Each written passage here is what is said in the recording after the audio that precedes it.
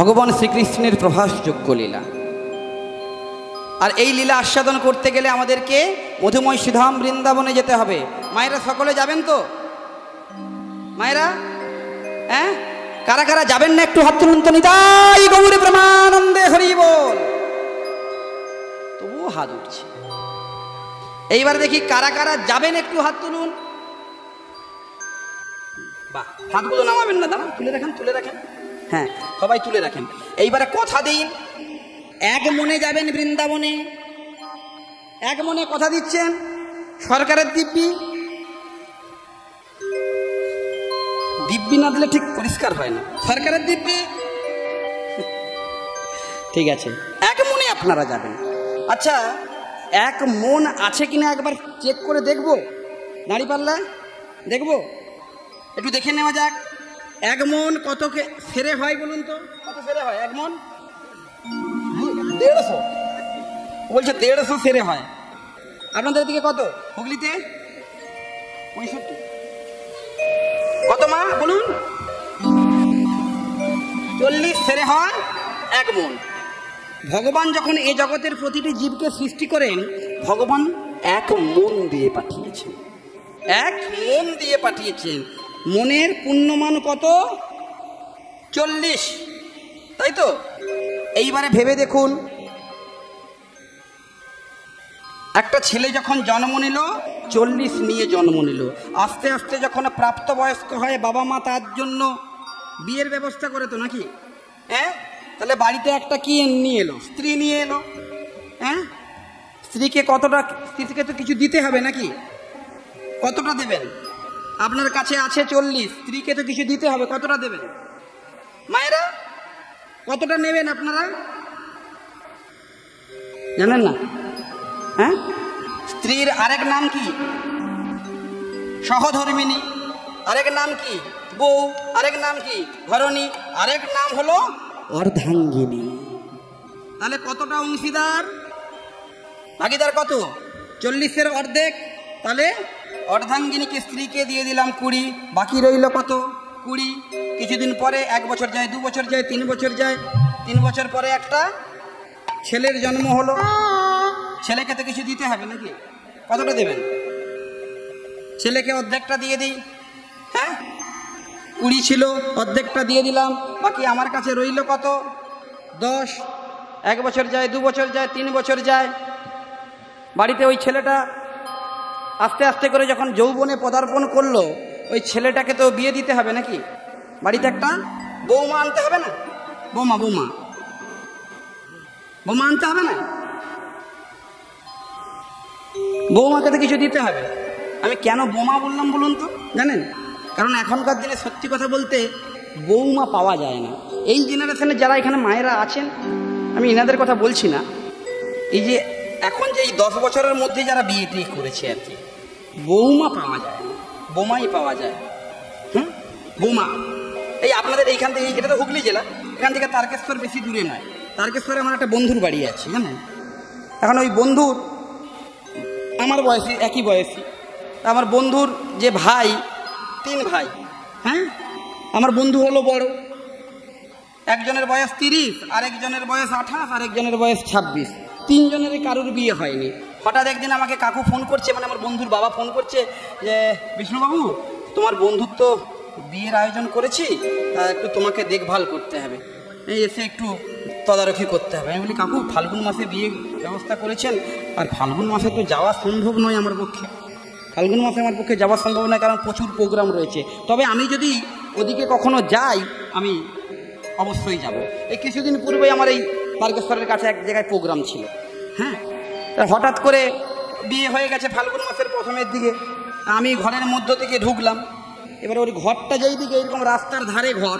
হ্যাঁ, আর যেইটা প্রথমের দিকে হয় সেটা হচ্ছে খিড়কি ঘর দিয়ে ঢুকতে সুবিধা হয় ঘরের ভেতরে, আর ফ্রন্ট দিকটা হচ্ছে ঘুরে। হ্যাঁ, আমি রাস্তার দিকে যেহেতু গাড়িটা রেখেছি, পরিচিত বাড়ি, বন্ধুর বাড়ি, আমি খিড়কি ঘর দিয়ে, মানে যেদিকে রান্না করে টোরে ওইটা দিয়েই আমি ঢুকেছি ঘরের ভিতরে ঢুকবো বলে। ঢুকে গিয়েই দেখি না আমার চক্ষুগুলো ছানা বড়া হয়ে গেছে। আমি অবাক, মাথায় হাত। কেন? কাকু ওই দিনকার যে বিয়ের ব্যবস্থা করেছিল, 3টে বৌমা একসঙ্গে নিয়ে এসেছে। 3টে বৌমা, আমার বন্ধুর তার যে দুজন ভাই তাদের তিনজনেরই বিয়ে একসঙ্গে দিয়েছে, আর সেখানে ঘরের ভিতরে ঢুকে দেখছি তিনজনের তিনটা চুল্লি জ্বলছে। আমি তো যেই না পৌঁছেছি, বৌমারা আমাকে তো চেনে না, বন্ধুর বউও চেনে না, আর তারা চেনে না কেউ। তারা ঘড়ি ঘড়ি উঠে তুই কে চিনতে পারলাম না। তুমি চিনবে না, কাকিমা কি বাড়িতে আছে? বলছে হ্যাঁ উনি ভেতরে আছেন। আমি ভেতরে ঘরের ভিতরে একটু ঢুকে গিয়ে দেখি না আবার মাথায় হাত, কাকিমাও দেখি না একটা উনুন জেলে নিয়ে হাত। বলি কাকিমা কি অবস্থা? বলে বলো না বাবা, আমাদের 5 জনের সংসার ছিল, মাত্র ঘরে এসেছে 3 জন বউ। 5 জনের সংসারে আমাদের একটা উনুন জ্বলতো, কিন্তু এখন 8 জনের সংসারে 4টা উনুন জ্বলে। তাহলে কি বৌমা পেয়েছে? হ্যাঁ, এক একটা বোমা পড়েছে, যেই না বোমা পড়েছে দুম। এই কারণে আমি বলি বৌমা। হ্যাঁ, বৌমা হোক আর বোমাই হোক, যাই হোক, বৌমাকে তো কিছু দিতে হবে নাকি? দেবেন না? কতটা দেবেন? আছে তো 10, অর্ধেকটা দিয়ে দিই, 5 দিয়ে দিলাম বৌমাকে। 1 বছর যায়, 2 বছর যায়, 3 বছর যায়, ইচ্ছা হয় না বাড়িতে একটা নাতিপুতি নাড়ানোর? কি বলেন? ইচ্ছা হয় তো, নাতিপুতি একটা নাড়ানোর ইচ্ছা হয়। আছে তো 5, নাতিকে তো কিছু দিতে হবে। কতটা দেবেন নাতিকে? কতটা? অর্ধেকটা? অর্ধেকটা দিলে হবে না, একটু বেশি দিতে হবে, কারণ নাতি স্বর্গে দেবে। বাকি 5-এর মধ্যে দিয়ে দিলাম 3, বাকি রইল 2। এবার মরার খাটে দিয়ে শুই। ভগবানের জন্য কিচ্ছু নাই। ভগবানকে যদি পেতে হয়, ভগবানকে যদি নিজের হৃদয়ে ধরতে হয়, তাহলে আমাদের মনটাকে করতে হবে পঙ্কজের ন্যায়। পঙ্কজ মানে পদ্ম ফুল, যার জন্ম পাঁকে, তার গায়ে কি পাঁক লেগে থাকে? পাঁক লেগে থাকে না। তেমনি আমরাও এই সংসার রূপ পাঁকে থাকবো, গায়ে পাঁক লাগতে দেব না। আমার যেমন বেনে তেমনি রবে, চুলে ভেজাবো না। স্নান করব কিন্তু চুল ভিজবে না। সেটা কেমন? সদ্গুরু চরণ আশ্রয় করে জানতে হবে। আমাদের সেই মনটাকে নিয়ে যাব মধুময়ী শ্রীধাম বৃন্দাবনে। চলো চলো চলো চলো চলো চলো মধুর বৃন্দাবন, মধুর বৃন্দাবন, মায়া করি নির্বাসন, ধাম করি দর্শন।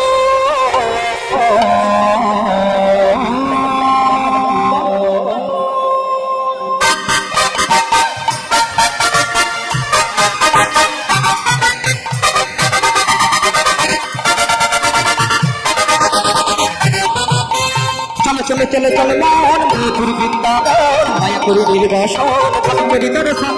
চলো চলো চলো চলো মন মধুর বৃন্দাবন, মায়া করি নির্বাসন, ধাম করি দর্শন।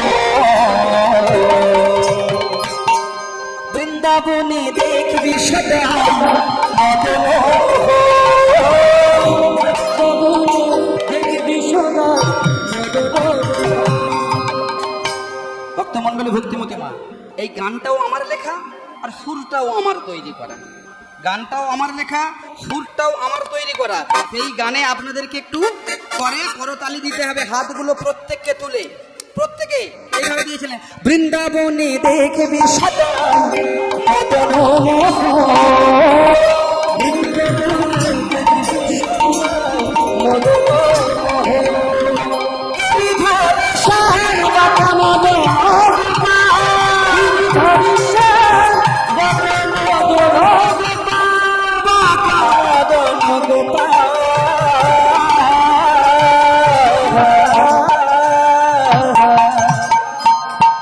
বাঁকা মদন গোপাল, বাঁকা মদন গোপাল।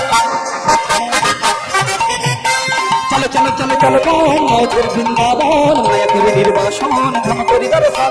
চলো চলো চলো চলো মন মধুর বৃন্দাবন, মায়া করি নির্বাসন, ধাম করি দর্শন।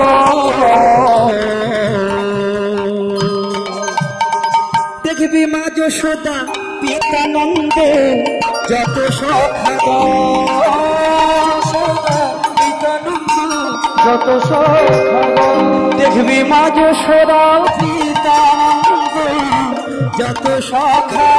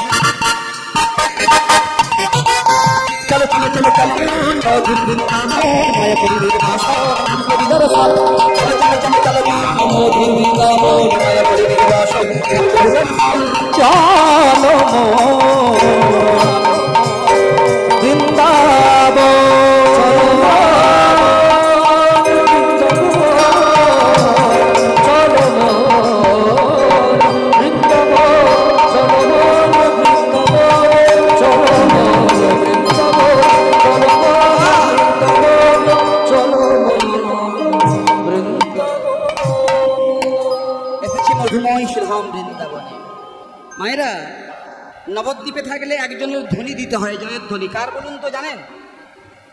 দুদিন আগেও তো কীর্তন হয়েছে, হয়নি? হয়েছে তো। নবদ্বীপে থাকলে কার জয়ের ধ্বনি দিতে হয়? হ্যাঁ, গৌরহরির, নিতাইয়ের। বাহ। আর পুরীধামে গেলে কার জয়ের ধ্বনি দিতে হয়? জগন্নাথের। তেমনি বৃন্দাবনে গেলে কার জয়ের ধ্বনি দিতে হয়? তাহলে প্রেম সে হবে? প্রেম সে কি হবে? জোরসে বলুন, রাধা রানী কি জয়। সাউন্ড বেরোয়নি, হাতগুলো উঠেছে কিছু কিছু, কেউ কেউ বগল চেপে রেখেছে। আমি বুঝতে পারছি না কেন চেপে রেখেছেন, কি আছে নাকি বগলের ভেতরে? মানে কিছুদিন পূর্বে যারা যারা হাত তোলেননি তাদের জন্য বলছি। হ্যাঁ, কিছুদিন পূর্বে বাংলাদেশে আমি গিয়েছিলাম। বাংলাদেশে আমার আরেকটা বন্ধু আছে, খুব প্রিয় বন্ধু, যার নাম সুব্রত চৌধুরী, সকলে জানেন। হ্যাঁ, এই বাংলাদেশে আমি গিয়েছিলাম। বাংলাদেশে আমার বন্ধুই গল্পটা বলেছিল। হ্যাঁ, একজন মা তার ছেলেকে বিয়ে করিয়েছে। তাহলে ছেলের মা আর মেয়ের মায়ের মধ্যে সম্পর্ক কি দাঁড়ায়? সম্পর্কে কি বলি আমরা? বিয়ান।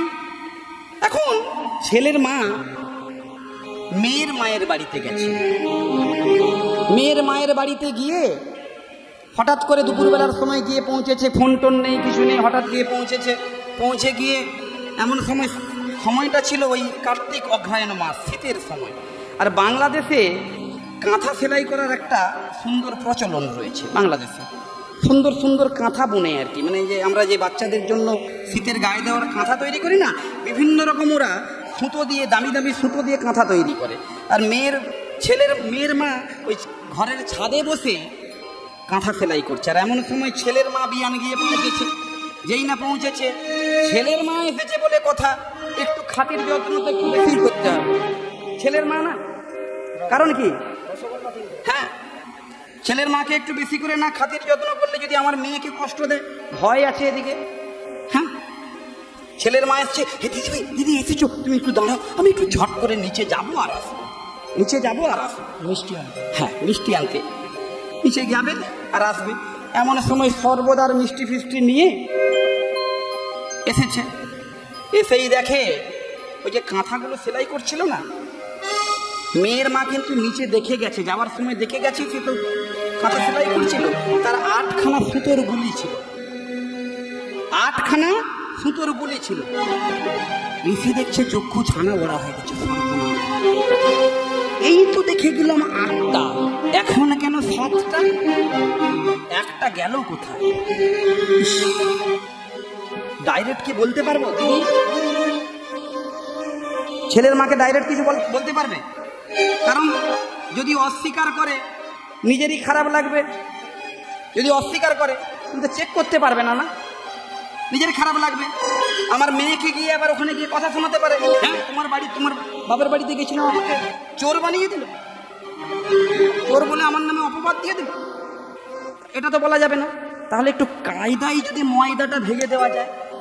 হ্যাঁ, এই চিন্তা করে সঙ্গে সঙ্গে একটু পরে মেয়ের মা বলছে, দিদি আমার মেয়েটা একটাই মাত্র মেয়েটাকে বিয়ে দিয়ে দিয়েছি, সংসারে আর ভালো লাগে না। আমার ইচ্ছে হয় আমিও বৃন্দাবনে গিয়ে ভজন করব। এবারে কিছু কিছু মানুষ আছে জানবেন, তালে তাল দেয়, হ্যাঁতে হ্যাঁ নাতে না, মানে হোলের ম্যাক বলে এদেরকে। এখন যখন বললো যে কি করা যাবে তাহলে, বলছে আমার আর ভালো লাগে না, আমার বৃন্দাবনে আমি চলে যাব। হ্যাঁ, তখন বলছে, ছেলের মা বলছে আমিও বৃন্দাবন চলে যাব। বলে তাহলে বৃন্দাবন যেতে গেলে একটা কাজ করতে হবে, আগে রাধারানীর জয়ধ্বনি দেওয়া প্র্যাকটিস করতে হবে। আগে রাধারানী জয়ধ্বনি দেওয়া প্র্যাকটিস করতে হবে। বলছে তাহলে বলো, সকলে মিলে বলো, রাধারানী কি, রাধারানী কি। দিদি তো একটা হাত তোলে আর একটা হাত তোলে না। দিদি এরকম নয়, একটু জোরসে বলো, রাধারানী কি। তাহলে চোরও বলতে হলো না, আবার সুতোর গুলিও পড়ে গেল। চোরও বলতে হলো না, আবার সুতোর গুলিও পড়ে গেল।